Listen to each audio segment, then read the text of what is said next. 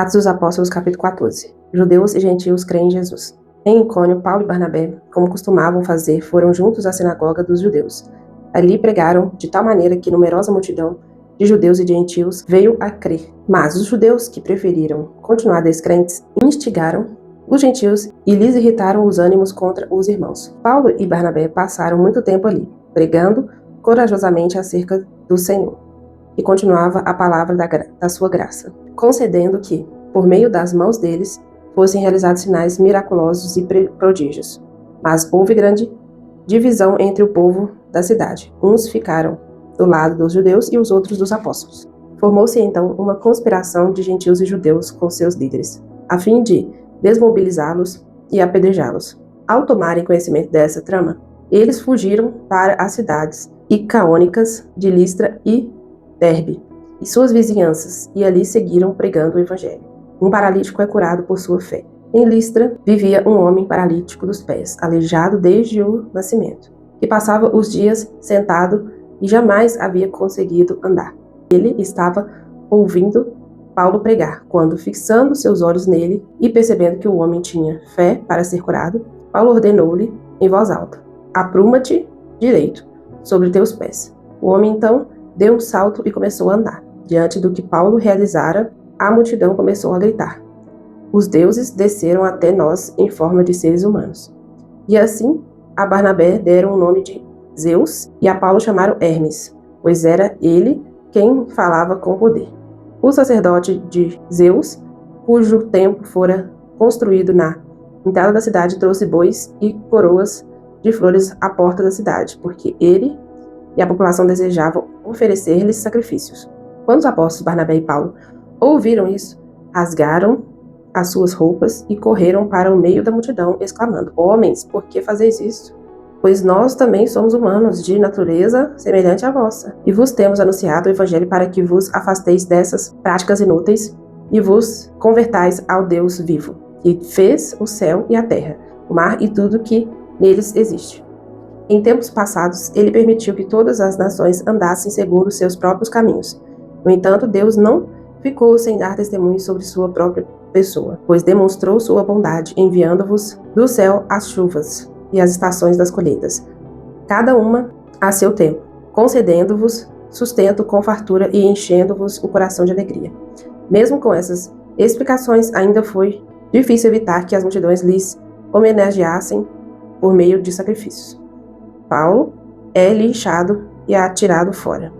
Chegaram, porém, alguns judeus de Antioquia e de Icônio, e tendo persuadido as multidões, apedrejaram Paulo e o arrastaram para fora da cidade, supondo que estivesse morto. Contudo, quando os discípulos se reuniram em volta de Paulo, este se levantou e voltou à cidade. No dia seguinte partiu Paulo com Barnabé para Derbe.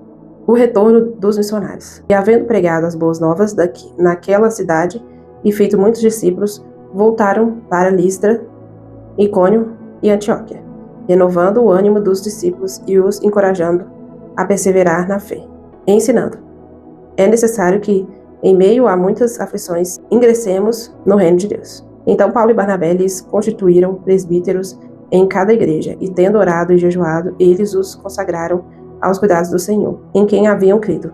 Atravessando a Pisídia, chegaram a Panfília, e tendo pregado a palavra em Perge, desceram para Atália. Dali navegaram para Antioquia, onde tinham sido colocados sob a proteção da graça de Deus, a fim de desempenharem a missão que agora haviam concluído.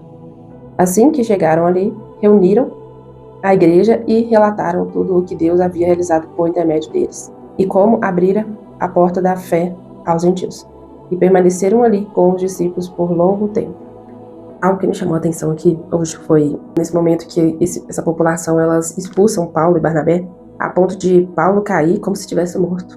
Ou seja, se ele chegou ao ponto de cair como se estivesse morto e eles achavam que ele estava morto, então é porque ele foi muito atacado, né? Muito agredido. E é meio sensível você ficar lendo essas coisas, porque você percebe, nós por tão pouco nós paramos, nós por tão pouco desistimos de fazer as coisas para o Senhor, nós por tão pouco paramos de pregar o evangelho. E esses homens, por muito, quase perderam suas vidas, e alguns deles até perderam as suas vidas mas eles continuavam fazendo tudo o que podiam para que o nome do Senhor fosse espalhado para várias pessoas que eles nem conheciam. Hoje a gente até fala de Jesus, a gente até se esforça, mas muito para pessoas que nós conhecemos, pessoas que nós gostamos.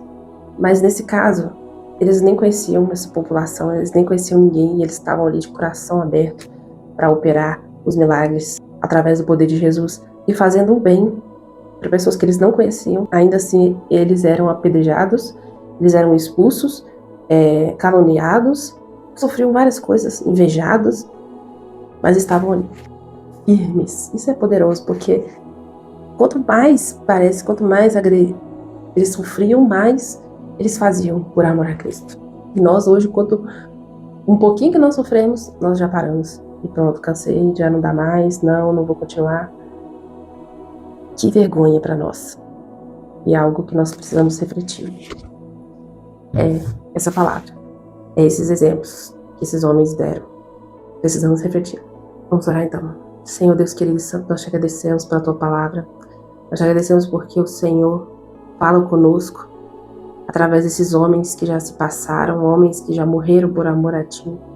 Mas as palavras, mas aquilo que eles fizeram ainda continua forte dentro de nós. Nós temos até nos envergonhado, Deus, porque tão pouco nós fazemos, por pouco nós desistimos, por pouco nós desanimamos. Esses homens, eles eram levantados para incentivar outras pessoas, para animar outras pessoas, mas sofrendo, passando perseguições, e mesmo assim eles continuavam.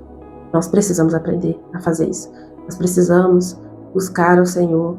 Nós precisamos continuar, Deus, independente do que aconteça.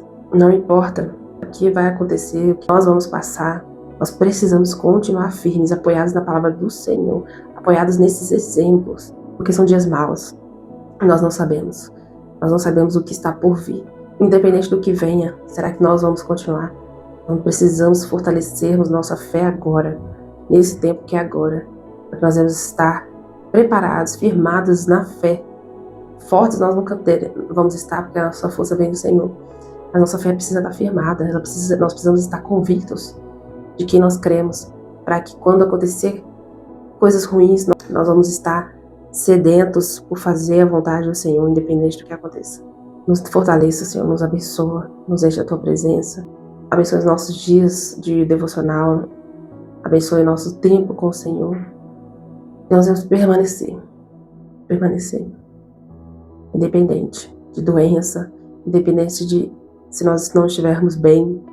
Hoje não é um dia que estou bem, mas eu quero continuar estando aqui, eu quero continuar fazendo a vontade do Senhor, e que o irmão também que está lá do outro lado também venha continuar, independente das suas dificuldades ou doenças. Nós vamos continuar crendo, perseverando, firmes no Senhor. É o que nós te pedimos e agradecemos, porque nós sabemos que sem o Senhor nós não podemos nada. Por isso nós precisamos de Ti. Nos ajude. A glória do Senhor. Amém.